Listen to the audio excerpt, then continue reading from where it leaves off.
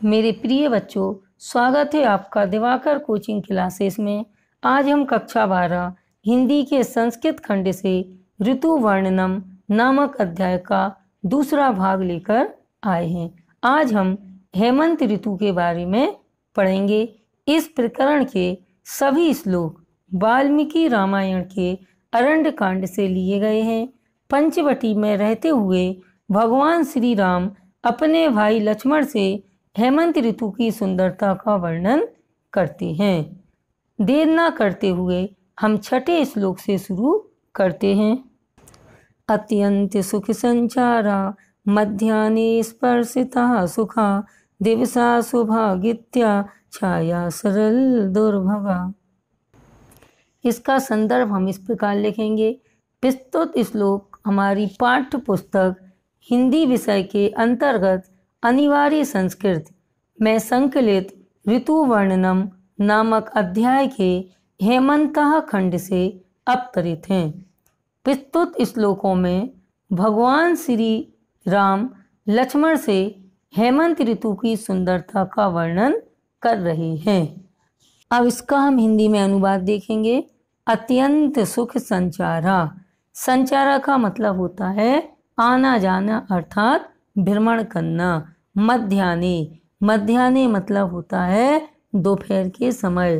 तो हेमंत ऋतु जो शीत ऋतु होती है, हेमंत ऋतु में मध्याह्न अर्थात दोपहर के समय आना जाना अर्थात भ्रमण करना अत्यंत सुख को प्रदान करने वाला होता है। मध्याह्ने स्पर्शा सुखा, यानी दोपहर में सूर्य की धूप का स्पर्श अत्यंत सुखकारी होता है, अर्थात धूप अच्छी लगती है। दिवसा शुभागित्या, जब इसका संधि विच्छेद करेंगे तो सुभग धन आदित्य। सुभग का मतलब होता है सुखप्रद, आदित्य का मतलब सूर्य। सूर्य का निकलना और सूर्य की धूप का स्पर्श करना हमें सुखप्रद महसूस होता है। दिन में सूर्य का निकलना और सूर्य की धूप का स्पर्श करना हमें सुखप्रद महसूस होता है। छाया सरल दुर्भगा। दुर्भगा का मतलब होता है कष्टप्रद। सलिल का मतलब होता है जल। किंतु छाया में रहना और जल का स्पर्श कष्टप्रद महसूस होता है। एक बार फिर सुनेंगे।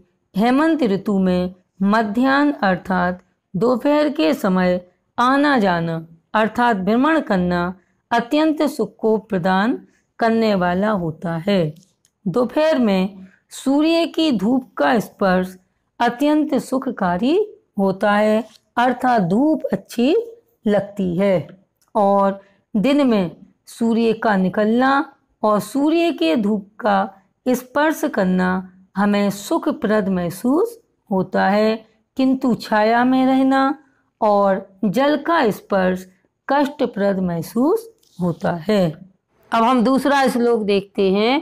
खरजूर पुष्पाकृतिभि शिरोभि पूर्ण तंदुलै शोभन्ते किंचिदालंबा सालया कनक प्रभा। अब हम एक एक शब्द का अर्थ देखते हैं। खरजूर पुष्पाकृतिभि का मतलब होता है खजूर के फूल के समान आकृति वाले, शिरोभि धान की बालों वाले, पूर्ण तंदुलै चावलों से भरी, शोभन्ते, शोभन्ते का मतलब है सुशोभित हो रहे हैं, किंचिदा लंबा कुछ झुके हुए से, सालया माने धान, कनक प्रभा, कनक प्रभा का मतलब होता है सुनहरी कांति वाले अर्थात सोने के समान चमक वाले।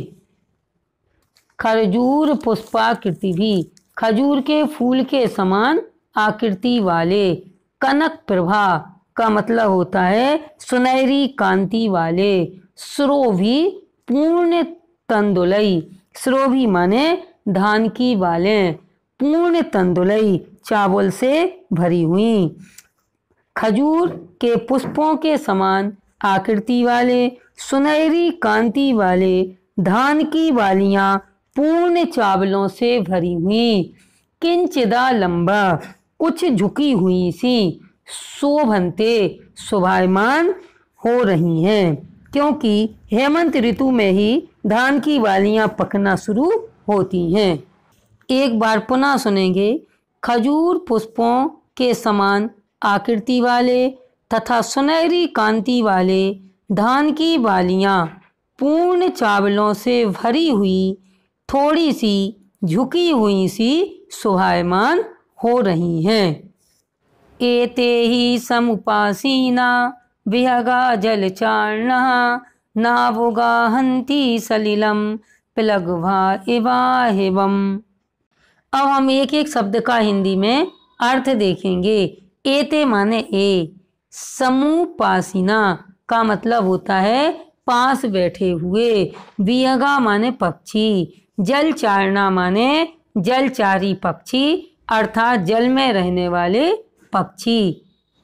ना मतलब नहीं, अवगाहंती माने प्रवेश कर रहे हैं। सलिलम, सलिलम माने होता जल। अपलगभा, अपलगभा माने कायर, इव माने समान, आव हम माने युद्ध में। जलचारिणा विहागा, जल में रहने वाले पक्षी। समूह पासीना, जल के समीप रहते हुए भी। न अवगाहंती, प्रवेश नहीं कर रहे हैं अर्थात प्रवेश करने से घबरा रहे हैं। जलचारी पक्षी जल के समीप होने पर भी जल में प्रवेश करने से घबरा रहे हैं अर्थात प्रवेश नहीं कर रहे हैं। अपलगभा, अपलगभा माने कायर, जिस प्रकार कायर। आववाहम, आववाहम माने युद्ध में, युद्ध में प्रवेश करने से घबराते हैं। एक बार पुनः सुनेंगे। जलचारी पक्षी जल के समीप होने पर भी जल में प्रवेश करने से घबरा रहे हैं अर्थात जल में प्रवेश नहीं कर रहे हैं। जिस प्रकार से कायर युद्ध में प्रवेश करने से घबराते हैं। अब अगला श्लोक पढ़ेंगे।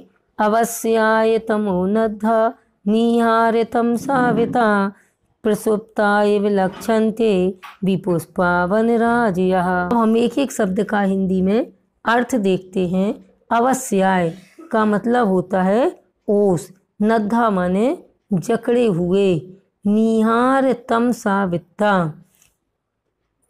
कोहरे की धुंध से ढकी हुई, प्रसुप्ता सोई हुई सी, लक्षन्ते प्रतीत हो रही है, विपुष्पा पुष्पों से रहित, क्योंकि बसंत ऋतु में वृक्षों पर पुष्प नहीं होते हैं। वनराजः वृक्षों की पंक्तियाँ। अब हम नीचे से इसका अर्थ लगाएंगे। वनराज्य वृक्षों का समूह। अवस्याय का मतलब ओस, तम माने अंधकार, नद्धा माने जकड़ा हुआ है, वृक्षों का समूह ओस और अंधकार से जकड़ा हुआ है। निहार तमसा सावित्ता और कोहरे की धुंध से ढका हुआ है। बिना पुष्पों के, विपुष्पा माने बिना पुष्पों के सोता हुआ सा प्रतीत हो रहा है। प्रसुप्ता माने सोता हुआ सा प्रतीत हो रहा है। फिर से देखते हैं। वृक्षों का समूह ओस और अंधकार से जकड़ा हुआ है तथा कोहरे की धुंध से ढका हुआ है। बिना पुष्पों के सोता हुआ सा प्रतीत हो रहा है। इस प्रकार इस वीडियो में हमने हेमंत ऋतु का वर्णन पढ़ा है। अब पुनः तीसरे भाग में हम बसंत ऋतु का वर्णन देखेंगे। धन्यवाद वीडियो को देखने के लिए।